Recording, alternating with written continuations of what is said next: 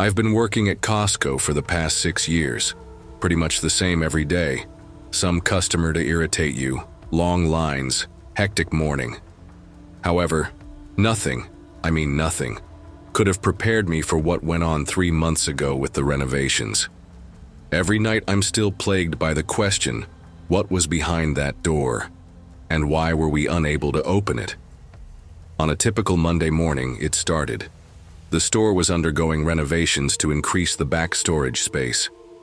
For weeks, the construction crew had been knocking down walls, installing new flooring, and clearing space for the new refrigeration units. An older man named Bill, one of the workers, ran up to me while I was assisting with unloading a shipment of furniture. He looked pale. His voice was low as he whispered, "You must see this." I followed him to the far corner of the storage area out of curiosity. There were already several other workers there, chatting in whispers. I didn't initially understand the commotion, but then I became aware of it.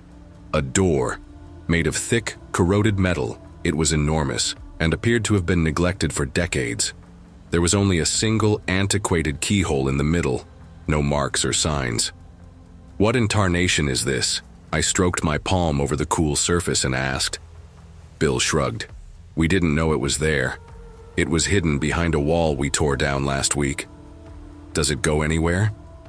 Another employee, Maria, asked. "No idea," Bill said. "The weird thing is that it doesn't match the construction plans." The construction foreman decided to open the door later that day, even though it wasn't supposed to be there. He tried everything. He hit it with a sledgehammer, drilled through the lock, and pried it with a crowbar. But the door wouldn't budge. He wiped sweat from his brow and muttered, "It's like it's welded shut from the inside." "Should we call?" Maria asked. The foreman shook his head. "No, it's probably just some old maintenance room or something like that." But I couldn't shake the feeling that something about that door was off, so we'll leave it for now and come back to it later. It felt more than a simple maintenance room. Sam and Maria and I worked the late shift that evening. It was around midnight, and we were closing when I heard it. A small thudding sound coming from the back of the shop. At first, I thought it was just the construction workers packing up their gear. However, when I went to check the storage place, it was completely empty. The employees had been gone for hours. The thudding grew louder, as if someone was on the other side hammering on the door. I invited Maria to come over. "Have you heard that?" With a pallid expression, she nodded. We stayed there, staring at the rusted metal while the knocking continued. "It's coming from the door." There was this strange, deliberate rhythm to it. It wasn't arbitrary. I said, "Maybe someone is stuck in there," even though I did not think it could happen. Maria pressed her ear on the cold surface as she reached closer. She stopped there. She said, "There's something else." The next day, we told the foreman what we had heard. "I think I hear screaming." He said it was just old pipes or the wind, but I could see in his eyes that he didn't believe that any more than I did. After that, things just got weirder. More workers came forward saying they heard noises coming from the door. Some said they heard whispering, which sounded like several people talking at once. Others said they heard deep, unnatural, guttural laughter. Then came the darkness. I saw it one evening as I was closing up, a dim shadow moving beneath the door. I thought it was just a trick of the light, but then it moved again, slowly and deliberately, as if the thing behind the door knew I was watching. A week later, during a break, I heard Bill talking to George, one of the older guys on the staff. "That door has been there since the building was built," George said in a low voice, "way back in the 1980s. "Why?" Bill asked. George hesitated. "I don't know." However, I recalled that the first manager made reference to a key. It was opened with a large, antiquated key. He kept it in his office, but before anyone could question him about it, he vanished. Unable to remain silent, I interrupted. George gave a nod. "Indeed, left one evening and never returned. He left his money, his car, and even his food on the desk. They could never find him." I decided that night to search the former manager's office. It was mainly composed of broken furniture and dusty paperwork that had not been used for years. I dug for an hour, and then I finally found it. The key was wrapped in a piece of fabric and hidden at the bottom of an old filing cabinet. It was cold to the touch, enormous and made of iron. I stopped for a second. My instinct told me to ignore it. But my curiosity got the better of me. No one, not even Bill, Maria, or Sam, knew about the key. I knew I would be alone, so I waited until my next late shift. My heart was thumping in my chest as I stood before the door. The door seemed to be alive somehow, and the air felt colder and heavier. I slipped the key into the lock with shaking hands. It fit perfectly. The door groaned loudly when I turned it, as if it hadn't been opened in decades. Then it opened wide. There was just darkness at first. My flashlight beam hardly penetrated the dense black of night darkness. But as my eyes adjusted, I caught sight of it. A stone stairway that spiraled downward. Strange symbols I had never seen before were engraved deeply into the rock and covered the walls. There was a slight metallic smell in the moist, heavy air. I heard it as soon as I took a step forward. A voice. It was soft, almost a whisper, but clear. "Help me." My heart stopped. The voice sounded pleading and desperate, but something was off. The sound wasn't really human. "Who's there?" My voice echoed down the stairs as I shouted. No one replied, only silence. Then I heard it. The same thumping noise as before, but louder and more desperate, coming from the bowels of the darkness. I began to move forward again, but something stopped me. At the bottom of the stairs, a shadow shifted. I knew it was there, but it was moving almost too fast to see. I spun around and took off running. With shaking hands, I slammed the door shut and locked it. I handed the key to the foreman the next morning and told him everything. I didn't care that he thought I was crazy. The door was once again sealed off and hidden behind a new wall a few days later. I know the truth, but the foreman told us not to talk about it because it was just a structural problem. Sometimes when I'm working a shift late at night, I swear I can still hear the murmurs, the muffled screams, and the faint hammering, and I'm wondering what's still down there. In the first place, why was the door locked? A week passed after the door had been sealed again, but the unease lingered, gnawing at me. I tried to push it aside, convincing myself it was just a trick of the mind, some shared paranoia fueled by the strange events. But the unsettling feeling only grew, especially on the late shifts. One evening, as I was working alone in the back, I heard the thumping again. Quiet at first, then louder, growing more urgent. It echoed through the empty storage room, coming from somewhere behind the new wall. My pulse quickened as I turned toward the spot where the door had been. The air felt colder, heavier, as if something was pressing against the very walls of the building. I froze, trying to convince myself it was nothing, but the sound continued, rhythmic and deliberate. It wasn't a coincidence. It was almost as if something was trying to get out, but I couldn't go back there. Not after what had happened last time. I tried to call the foreman, but the phone line went dead, just static and a faint, garbled whisper. Then I remembered the key, still in the pocket of my jacket, tucked away, cold to the touch. I pulled it out and stared at it. The weight of it felt like a warning, but I couldn't shake the pull of curiosity. Slowly, I made my way to the sealed-off corner, where the door once stood. My hands were shaking as I pressed the key into the invisible lock. To my shock, it turned. The wall was no longer solid. It crumbled away like dust at my touch, revealing the door, still intact, its rusted surface unscathed by time. The air was thick with a putrid scent, like something long dead. Hesitantly, I opened the door, and once again, the darkness greeted me. I didn't have a flashlight this time. I didn't need one. The moment the door swung wide, the whispers filled the room. Louder this time, frantic, panicked. I couldn't make out the words, but I knew they weren't human.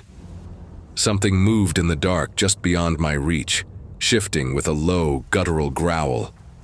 My instincts screamed for me to leave, but I couldn't. Not yet. I stepped into the darkness, the air pressing against me like a suffocating weight. My breath was shallow as I scanned the room, but there was nothing, just an endless black void. The whispers stopped, replaced by an overwhelming silence, thick and heavy. That's when I felt it. A presence. Not something I could see, but something I could feel. Something watching. A cold, unnatural presence that seemed to seep from the very walls. Then, I heard the footsteps. Not mine, not anyone's. They were slow, deliberate, and coming closer. I turned to run, but before I could take a step, the door slammed shut behind me, trapping me in the pitch black. I scrambled to get it open, but it wouldn't budge. My heart was racing, my hands slick with sweat as I fumbled for the key. When I finally managed to unlock the door and pull it open, the room beyond had vanished. The storage room was empty, just like before. The door was gone, sealed off once again, as though it had never been there. I don't know what happened in that moment, but I know what I felt. I saw things that no one should ever have to see. I never spoke of it again. The foreman never brought it up, and the renovations continued as though nothing had changed. But every now and then, when the store is quiet and I'm working alone at night, I hear the whispers again. I hear the knocking, the scraping, the whispers calling my name. And I wonder, is the door really gone? Or is it still waiting for someone else to open it?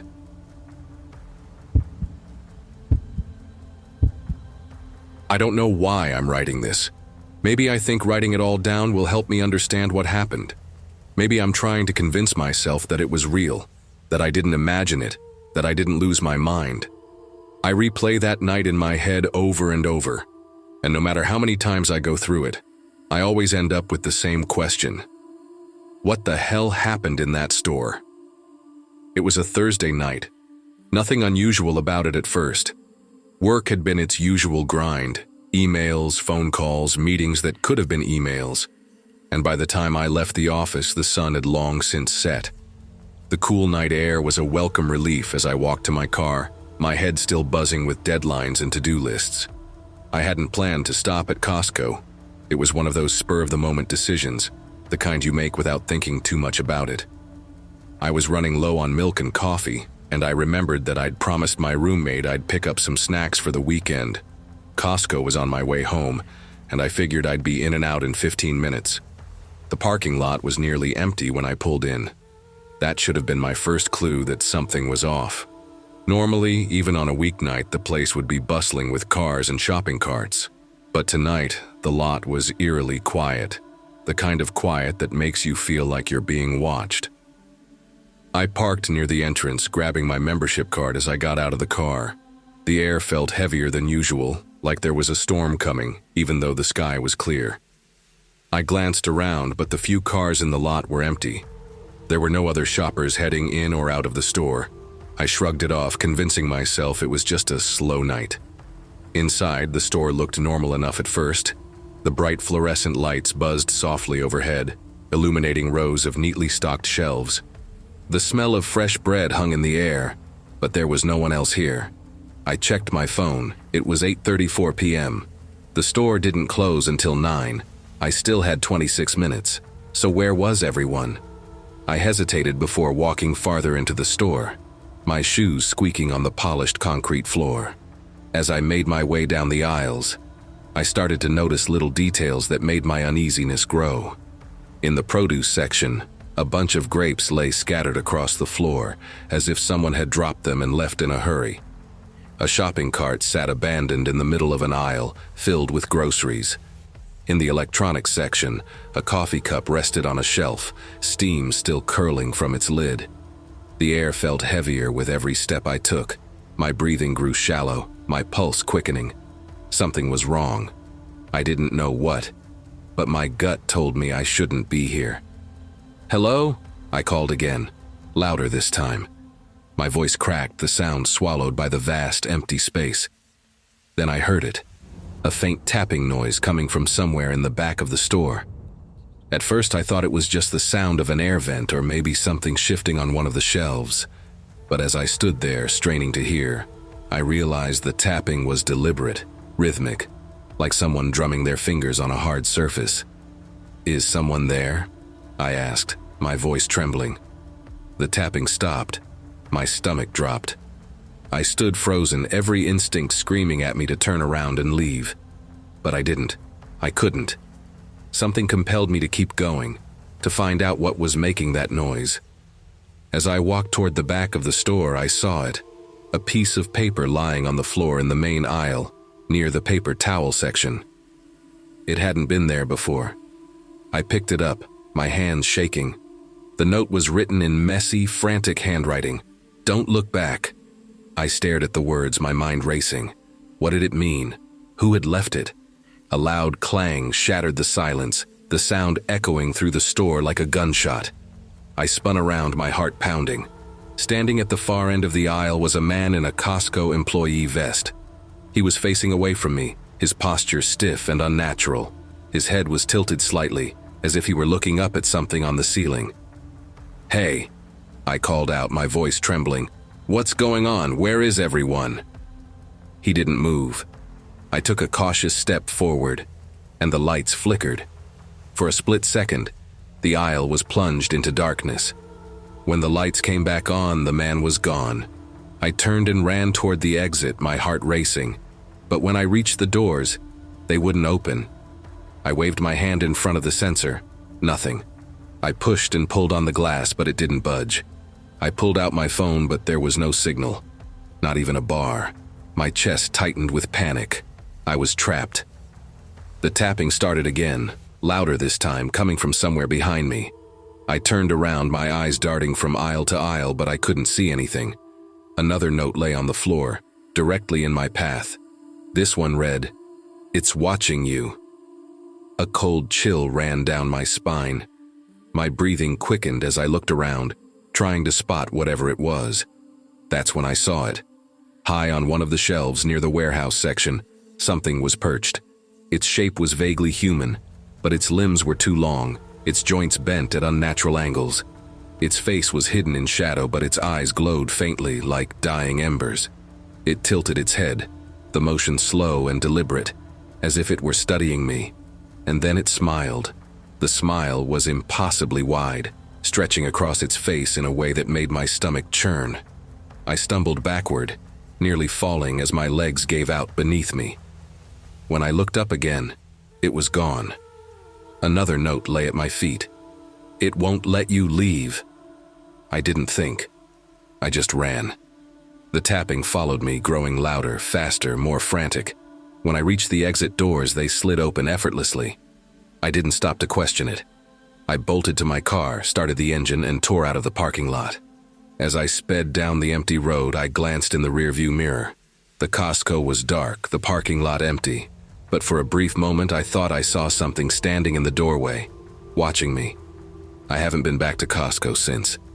But sometimes late at night, I hear the tapping, and I know it's still watching me.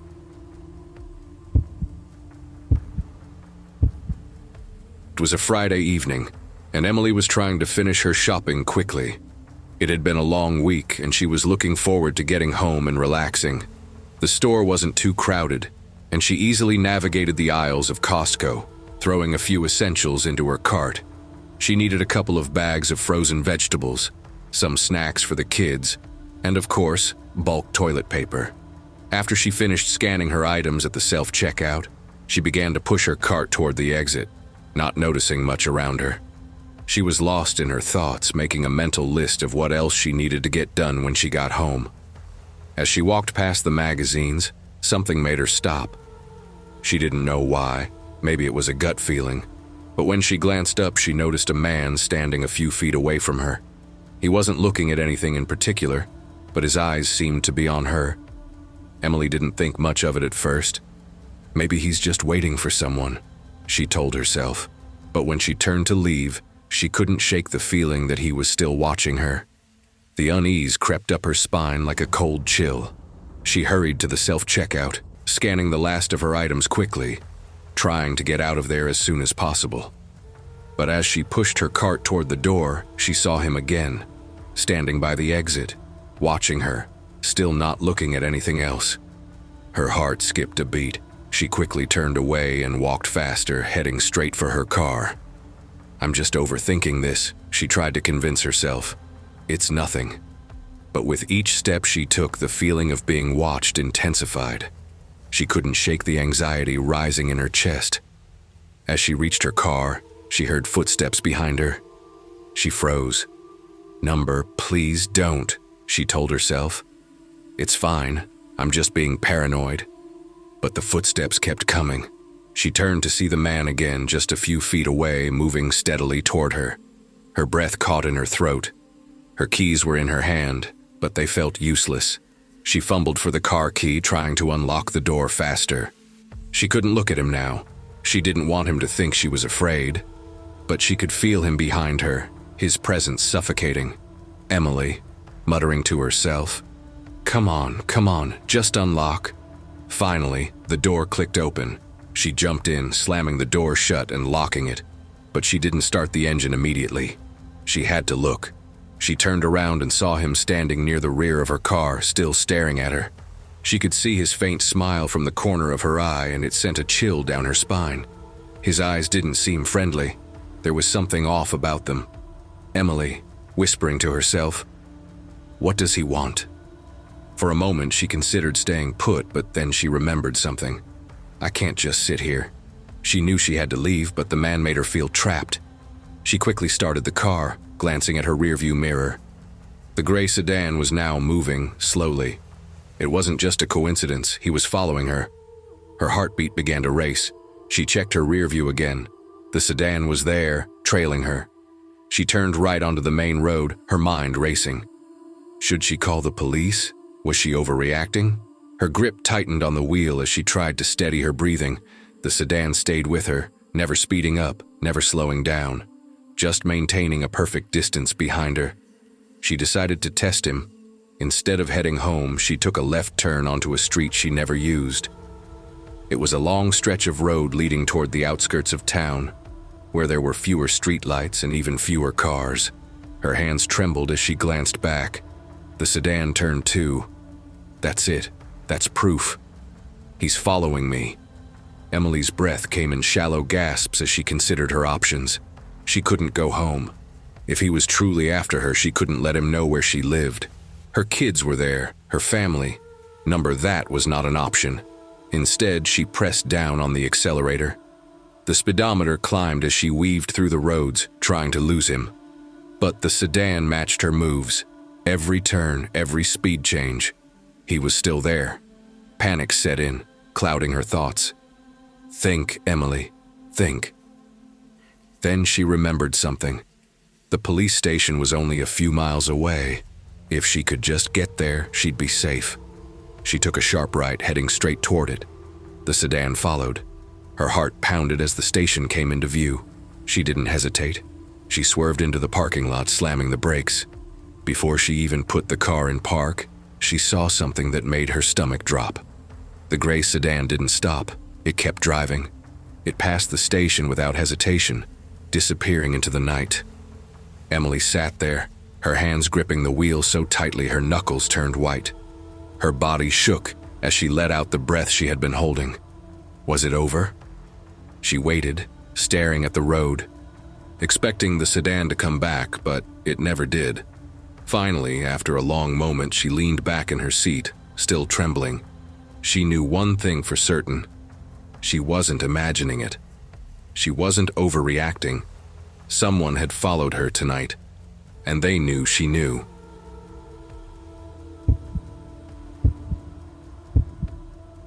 It was 2:45 a.m. when Emily clocked in for her shift at Costco.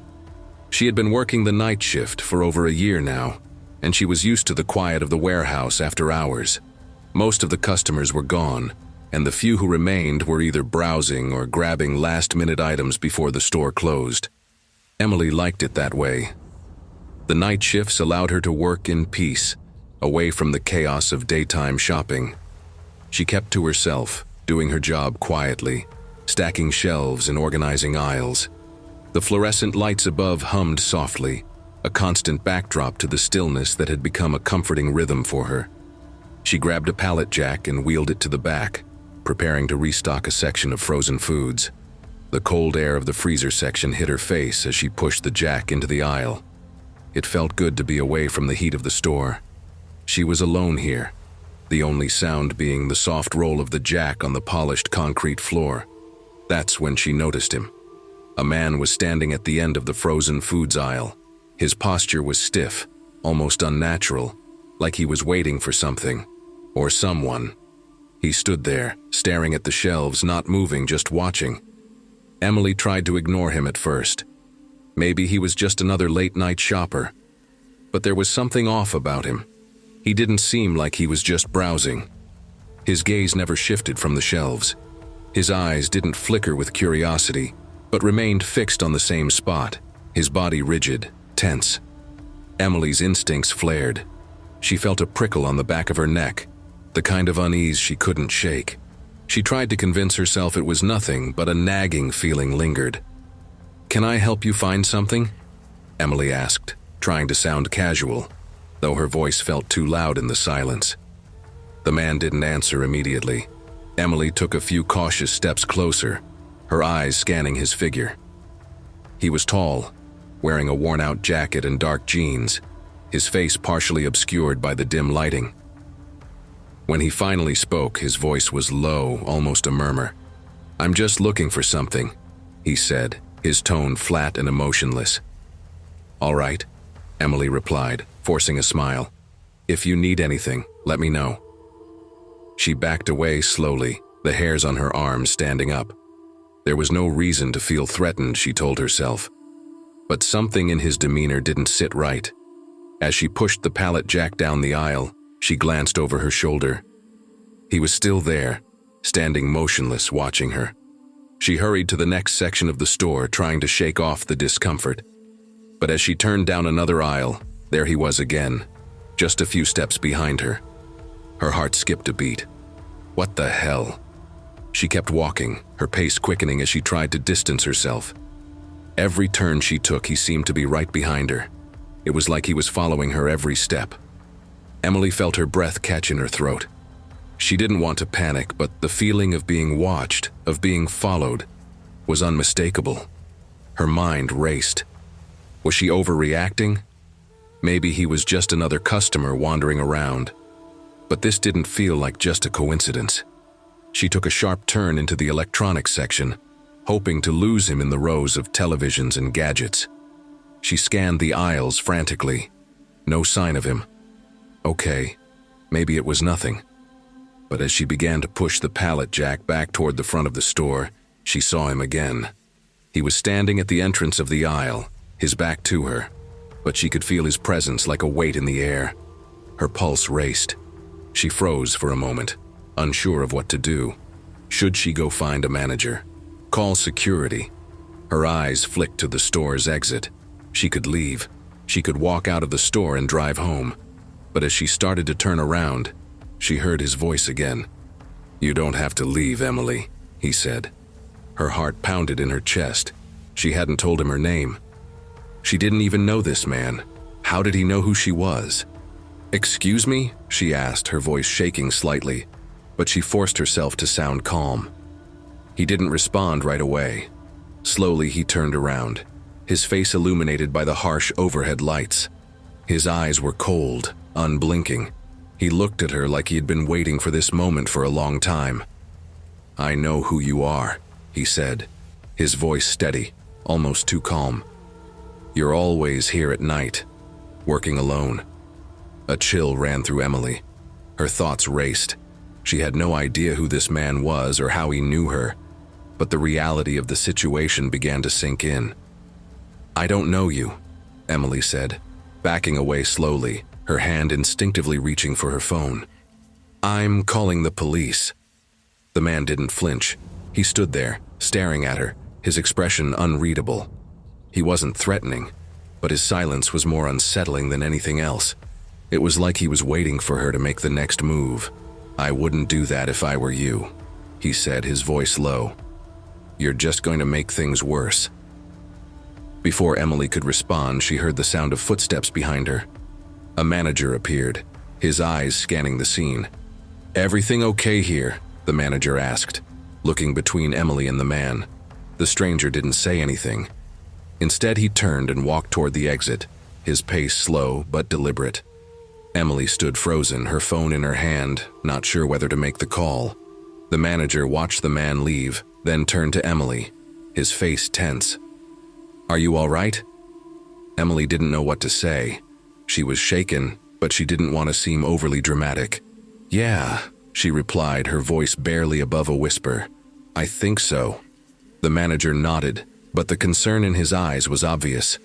"If he comes back, let me know immediately, and don't hesitate to call the police." As the man disappeared into the night, Emily took a shaky breath. She couldn't shake the feeling that something wasn't right, that the encounter was far from over. For the rest of her shift, she couldn't focus. Every time she turned a corner or heard footsteps echoing in the store, her heart would race. She kept glancing over her shoulder, half expecting to see him there, standing in the shadows, waiting. When her shift ended and she finally walked out of the store, she glanced around the parking lot nervously. She didn't see him, but she couldn't shake the feeling that he was still watching her from somewhere, hidden in the dark. The next day, when Emily told her friend Sarah about the incident, she found out something even more chilling. Sarah had worked a shift at Costco the week before, and the same man had followed her too. "Emily, he's been doing this to everyone," Sarah said, her voice trembling. "He knows everything about us." It was an ordinary Friday evening, and Emily had just finished her routine Costco run. She had been to the store countless times before, but tonight felt different. The air was colder, the parking lot quieter, and for some reason, the store's usual energy didn't comfort her as it normally did. She walked through the aisles, throwing items into her cart with practiced ease, not thinking much about what she was doing. The hum of fluorescent lights above her and the sound of carts being pushed around created an oddly calming rhythm. But now, as she stepped out of the store and into the parking lot, a strange unease settled over her. The usual bustling energy of Costco's parking lot was absent tonight, replaced by silence and an eerie calm. Emily pulled her jacket tight around her body as the crisp air bit at her skin. She looked around and saw only a few scattered cars and people walking to their vehicles. She approached her car, her mind momentarily distracted by thoughts of dinner, maybe pasta or that new recipe she had been wanting to try. But then, her gaze landed on the man. He stood a few rows away, his face illuminated by the glow of his phone. He seemed harmless at first, but as Emily moved closer, she noticed something about the way he stood. He wasn't in a hurry, no hurried steps or anxious movements. He was just there. Their eyes met. She froze. For a split second, the world felt like it stopped. His gaze was intense, far too intense for her comfort. His eyes lingered on her for longer than she thought was normal. And then, just as quickly as their eyes locked, he looked away, pretending to focus on his phone again. Emily shook her head. It was nothing. She was just being paranoid. People stared all the time. But as she began unloading her groceries into the trunk, a nagging feeling began to creep up her spine. She quickly dismissed it. No need to overreact. Yet when she glanced up again, she found him watching her again. His gaze was steady, unwavering. A chill ran down her spine. Her stomach clenched. It was that same feeling, the one that told her something wasn't right. Her heart began to race. She slammed the trunk shut, the sound echoing too loudly in the otherwise quiet parking lot.